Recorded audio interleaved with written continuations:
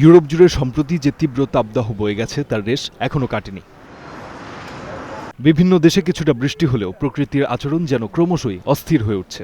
বিশেষ করে ইউরোপের দক্ষিণে বেশ কিছু অঞ্চলে তাপমাত্রা এখনও 40 ডিগ্রি সেলসিয়াসের আশেপাশে ওঠানামা করছে। ফ্রান্স, ইটালি, স্পেন, গ্রিস এই দেশগুলোতে দাবানলের তীব্রতা আরও বেড়েছে। অনেক এলাকায় বনভূমিতে আগুন ছড়িয়ে পড়ছে। জরুরি অবস্থা জারি করতে হয়েছে স্থানীয় কর্তৃপক্ষকে। গরমে সবচেয়ে বেশি ভুগছে প্রবীণ ও শিশুরা। হাসপাতালগুলোতে বাড়ছে হিটস্ট্রোক ও শ্বাসকষ্টে আক্রান্ত রোগীর সংখ্যা। এবছরটিও ইউরোপের ইতিহাসে অন্যতম উষ্ণ বছর হতে চলেছে। বিশ্ব আবহাওয়া সংস্থা বলছে, জুন মাসে ইউরোপ জুড়ে গড় তাপমাত্রা ছিল স্বাভাবিকের চেয়ে অনেক বেশি। এদিকে ঠিক উল্টো চিত্র ইউরোপের উত্তরের দেশগুলোতে। জার্মানি, নেদারল্যান্ডস ও পোল্যান্ডে হঠাৎ বৃষ্টিতে দেখা দিয়েছে আকস্মিক বন্যার শঙ্কা।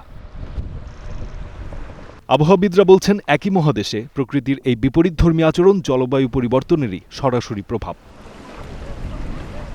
বিশেষজ্ঞদের দাবি, বৈশ্বিক জলবায়ু পরিবর্তনের প্রভাব এখন আর কল্পনা নয়, এটি বাস্তব এবং তীব্র।